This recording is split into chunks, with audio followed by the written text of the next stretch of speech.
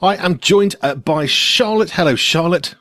Hello, Andy. How are you? I'm not too bad. I'm enjoying the fact the sun is streaming through the curtains behind you. I know it is. It's rather wonderful. It was not meant to be that today, but anyway, we're very happy.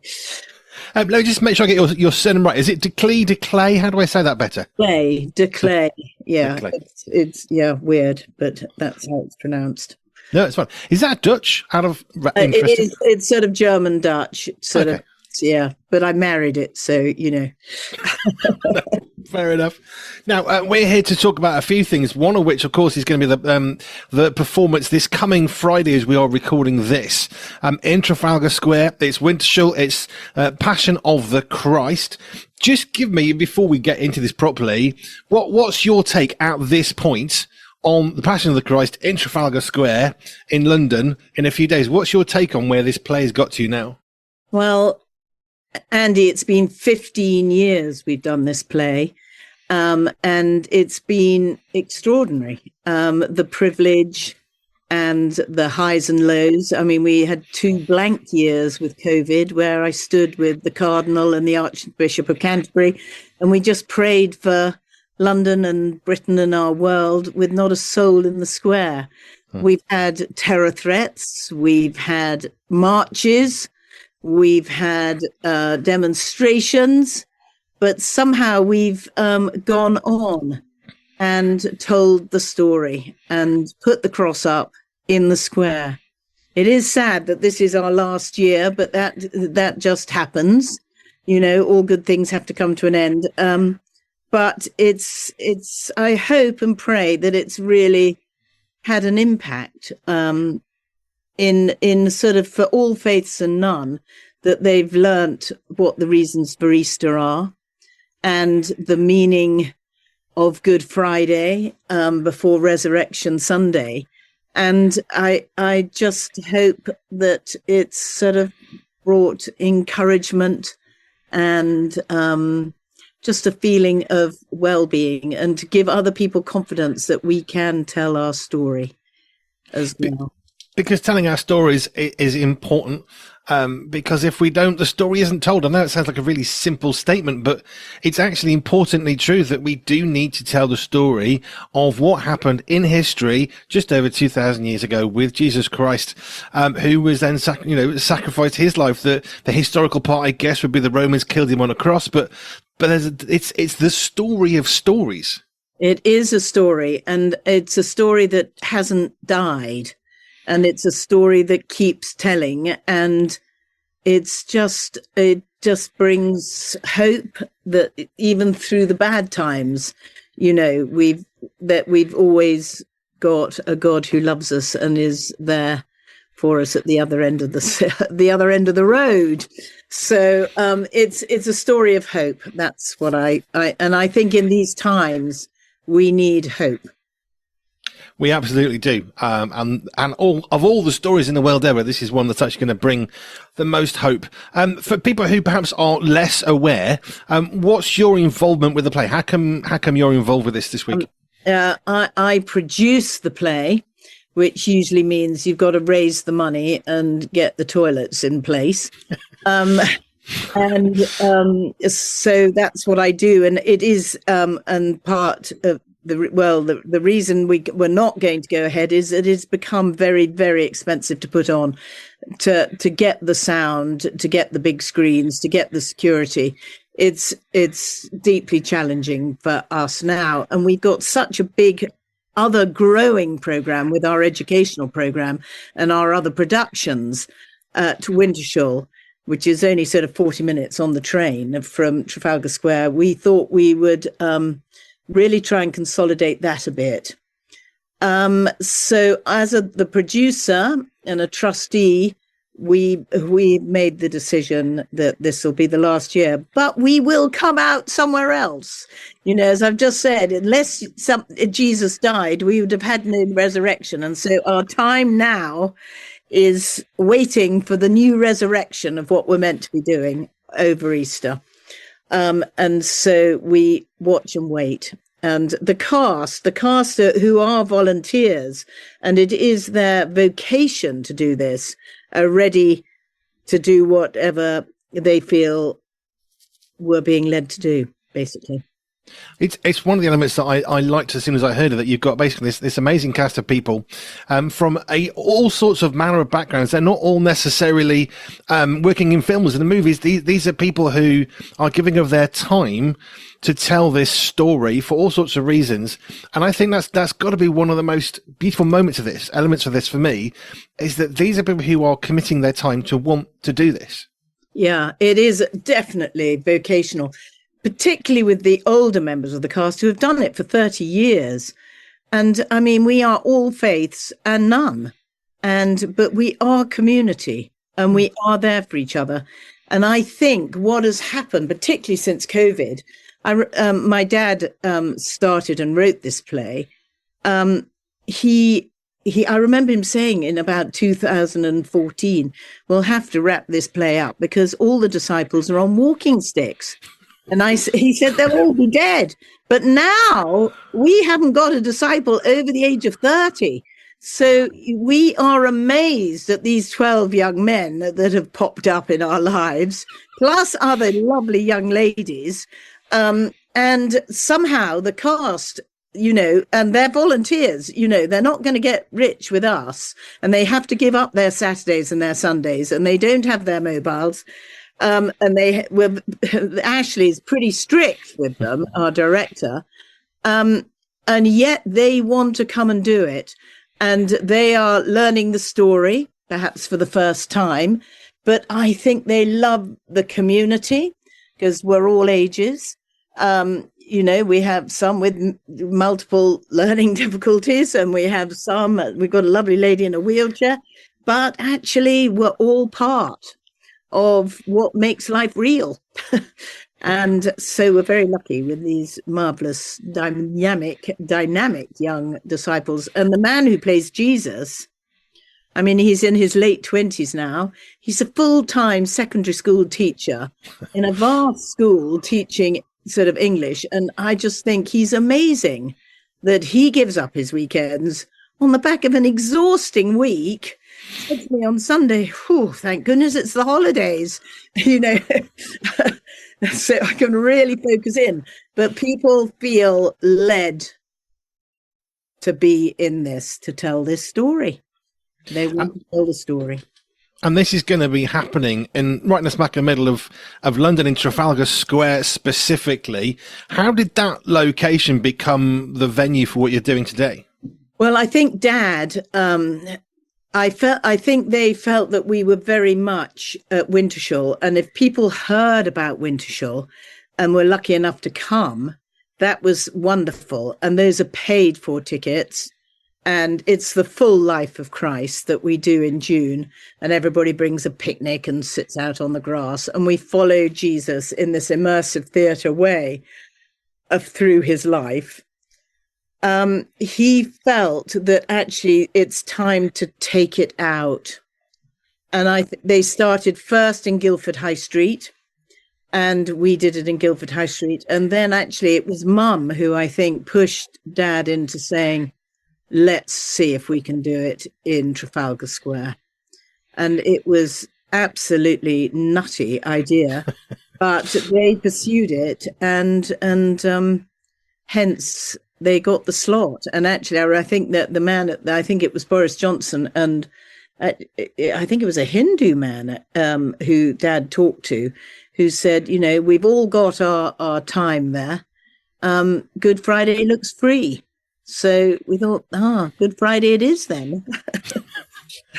Thing is, if we don't take those chances, those risks, have those conversations, we just don't know what's going to be possible. Yeah. And I've heard this, maybe you've said this sort of same thing in 100 different ways, but our biggest dreams as people are not as big as God's dreams. And actually, the biggest things that we can have are maybe seemingly quite small to God, but actually we should be dreaming those big dreams of, do you know what? Let's go for Trafalgar Square. Because unless you try it, unless you ask, unless you do, you don't know. No, you're absolutely right. Dream big dreams.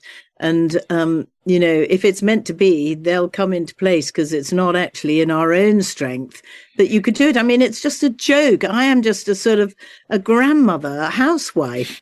And here I am producing this play. I mean, and I'm just thinking, Who am I? Nobody. But in the power of God, you can do things you never thought you could possibly do. Yep, I absolutely agree. There's a bit of the Bible, and I used to read this wrong. I used to read it as, when I am weak, I am strong. And I missed out one of the words, because the actual scripture is, when I am weak, then I am strong. And that then is quite an important 4-letter little word, because that then is the power of God manifesting himself in and through me in what I do. And then when I am weak, then with his strength, I can do some pretty amazing things, not because I'm strong, but because he's strong in me. Absolutely. That's absolutely right. Now, you're talking about quite a large production here. You've got security, I know there's at least one gazebo because I've got to go and come there as press, but how do you begin to put this on in 2026? I mean, how many people are we talking about involved in making this happen? Well, we're a very tiny team, really. We're 3 part-time people in the office, and then there's me. And then we have outside contractors who we love and who have done it with us right from the very beginning. The sound team, the mic and the video team, the screens. There'll be at least 50 security people there that the GLA want us to use. So there's a big machine going on behind it all. Having said that, the office is really quite tiny. So we bring in people from the outside with their expertise to help put the production on. But it is a logistical, it's big. And every year there's, the insurance goes up and the fear, everybody, we live in a world that is very bound up with anxiety and what can go wrong and all that kind of thing. But we just, again, we've got to just move out in faith and do it. And try and do. So this Friday, Trafalgar Square in London, people who are coming, what is it that they are coming to? Is it a sort of, in their own minds, I suppose, trying to help them to understand? Is it a classic theatre production where you have a stage and you sit there and you watch? Is it interactive? What is it that people are actually coming to enjoy? There is. We build the stage at about 4:00 in the morning at the bottom of Nelson's column. So, and the people are encouraged to come and sit on the steps, but the steps fill up very quickly. So they then sit on the floor between the steps and Nelson's column, and that'll be taped off a bit. People are surrounding the whole thing, but hopefully, even if they can't see 100%, they can hear 100%. And I notice that a lot of people situate themselves on the big screen side of the square, because even if they can't see the actors, they can actually see the actors on the big screen. So, it doesn't matter if you're sitting on the top of a double-decker bus that's going around the square, you can see that. But the square shuts when we're up to 10,000 people. But so we have a 12:00 and we have a 3:15, and we're usually sort of up to 20,000 people who come. I was chatting to this morning, Ashley, who's been part of this for quite a while as a director. He shared some of how he got involved with it through your dad, and I suppose proximity was part of the beginning of it. They were just near to each other. You've been involved for quite a while. How is it sort of, because it's the same story in a sense, how has the production evolved over the years? Well, I lived in Scotland, and we started doing the Nativity play, and then we did in year 2000, we did the Passion play as well. So when Dad talked about, going into Trafalgar Square, I said I'd come and help him because I'd been doing it already in Scotland, and we'd done one in Edinburgh. There'll be one in Edinburgh this weekend too. And it is amazing how many people have taken up doing it on the back of seeing Trafalgar Square. And my daughter was in Marlborough High Street at the weekend, and they were doing the Palm Sunday procession with the donkey, and they'd stopped doing that for Sunday trading reasons. But actually, because of Trafalgar Square, they felt encouraged that they can step out and do the procession. So people, so I've been doing it ever since, well, I mean, you know, for the last 30 plus 40 years, on and off with Dad, either in Scotland or with Dad down here. And then when he stepped back, I took over down here. You've got this production going on. You're talking about the future of not doing the Trafalgar Square and some of the reasons behind that. So what is it that Wintershall is going on to do then? Can you sort of outline some of the sort of real-time stuff that's happening? Well, we sort of, when Dad stepped back, we realized that what we were doing in the Life of Christ, teachers were saying, we want more of this. We need this for our children. And over the last 8 years, our educational program has absolutely expanded. Every day through Lent, we've had a different school coming to walk the Stations of the Cross, which is the steps Jesus takes towards his death, or come to have a quiet reflection, to explore nature bursting into life at this time of year. Then we've got primary schools, secondary, an incredible increase in secondary schools coming, or we are going out to them. We did a week in Westminster Abbey to talk about Lent for them and their schools. We do a week at Lambeth Palace. We had 40 London schools who came to learn about the crib and what it meant going towards Christmas. And we're just flat out, and on inset days and other teachers' days, of teaching this story to our children. And these are schools of all faith and none, again, just to hang on to something in this crazy AI weird world that actually they can believe in, that they are important. Every single hair on their head's being counted. They have a reason, and they've got a God who loves them just the way they are. And you can't put God into AI, you know, it's beyond AI. So I think there is a need for children to know they have a reason to live and to be.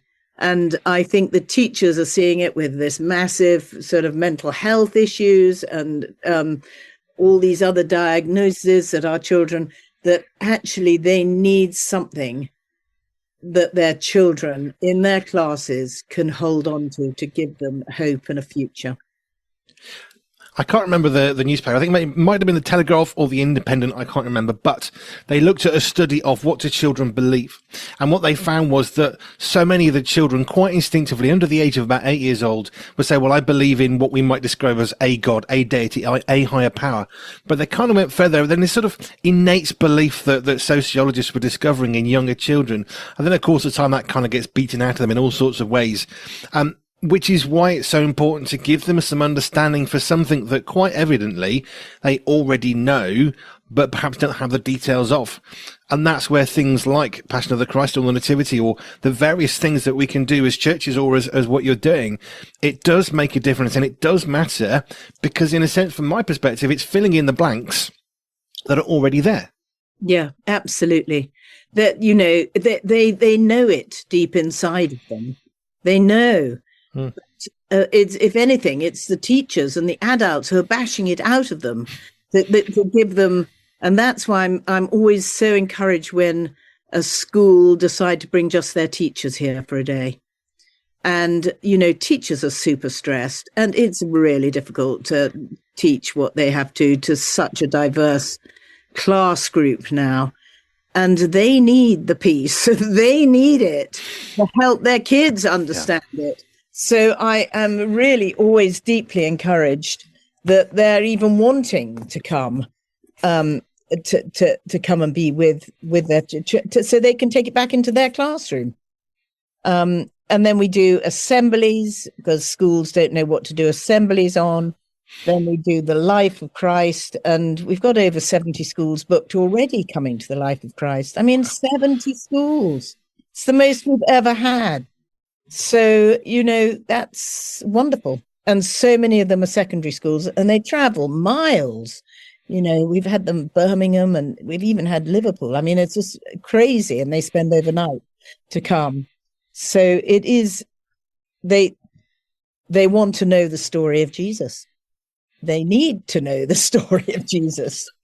They really, really do. We all do. All of us. We all do. Amen to that. Now, the production that's coming on Friday, are you the sort of person that as they get closer thinks, well, there's increasingly less time to do anything or change anything and you relax? Or is it more there's less time and the stress levels build? I'm just curious which way you go. I'm personally get very anxious just because, I'm anxious because I've got to tell people this is the last year. I don't want to disappoint people. I anxious for my cast, anxious for the weather, but actually I did sleep last night, actually, so that's good. But I know it'll all be fine. And I feel very supported by so much prayer. So, but I don't want to disappoint anybody, that's all. But it's not me, it's Which is the whole point. We were chatting when I was speaking to Ashley earlier. One of the things that I think struck me was when Jesus would have been on the cross at Golgotha, near Jerusalem, he would have been on the cross and it would just been another day with another crucifixion to most of the people because it was a routine extreme, but a routine way of giving out punishment to criminals. And in the middle of Trafalgar Square, life goes on around you. And I just noticed such a beautifully powerful moment and image in and of itself that just like Golgotha and Jerusalem over 2,000 years ago, we've got this thing going on in the middle of Trafalgar, in the middle of busy London, busiest city in the UK. And yet this is going on, proclaiming a truth of a story that has been retold for more than 2,000 years. It's extraordinary. And actually, I was thinking this morning of that amazing Taizé chant, where were you when they crucified our Lord? Were you buying more Easter eggs, rushing into Boots to get a prescription? Were you passing by? Where were you when they crucified our Lord? And I fear that I might have been just one of the crowd rushing, or just checking on the news or scrolling or something, that I wasn't there for that person who needed me at that moment. The performance this Friday, obviously there'll be one or two people involved, quite a few folk coming. I'm guessing people will stumble past and think, oh, what's this thing going on? And then they'll get drawn into it, God willing, to hear the story and see the truth of what happened. What is it that you would love people who are coming to sort of get or take or comprehend from the production on Friday? I just want them to know that there's a God out there who loved them so much that he was prepared to die for them. And it doesn't matter who you are or what you've done or what faith you are, he died for us all that we may be forgiven, and that they take away a peace that passes all understanding in this peaceless world. That's what I hope, I think. So Friday morning, 4 a.m., you've got people arriving to build the set, I guess, put in the barriers and the tents and all the screens and all the physical elements, the hardware, I guess, to the play. What's the day like for the people who are actually involved in acting out the day? We will get on to our coaches down here at Wintershall at 6:30 in the morning. We will have some prayers on the coach and we will head into London, and we have our first walkthrough because many of the actors and things have never been to Trafalgar Square, don't know the sort of space. We will have our first walkthrough at 8:30 because we pick up people on the way up. So by the time we got off the bus at 8:30, we'll do our walkthrough.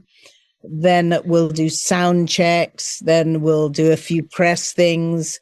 We then have a lovely gospel choir going to be singing before us, and somebody from the Bible Society will be doing some poetry. And then we've got the new Archbishop Moth of the Roman Catholic Church doing some prayers. I'll say a few things. And then we crack on at 12 o'clock, but it goes like that because it's a good hour and a half. And so to do the walk through so the cast know exactly where they're meant to be and how they're meant to go. So it's busy. Last year the buses left at 7 and we felt we were very tight. So this year it's 6:30 and, people are driving from quite a long way. So it's an early start. It's an early start, it's a long day, but quite evidently these folk are giving up of their time, not just on the day, because of course, as you said, there's the Saturdays and the Sundays and the preparation and learning and all the stuff they have to do. There's clearly an internal desire to do it. If they've got faith or not, then they want to do this. Yeah. Why do you think they want to get involved with a project where they're not actually getting paid? I think that they see that perhaps people will never go into church. Some of the audience will never find their way to churches, and that they might find their way to discovering the story of Jesus in this way. I think for some of, particularly the older people, this is their way of giving, and their own faith journey has thought, what can we do to make people hear the story of Jesus? I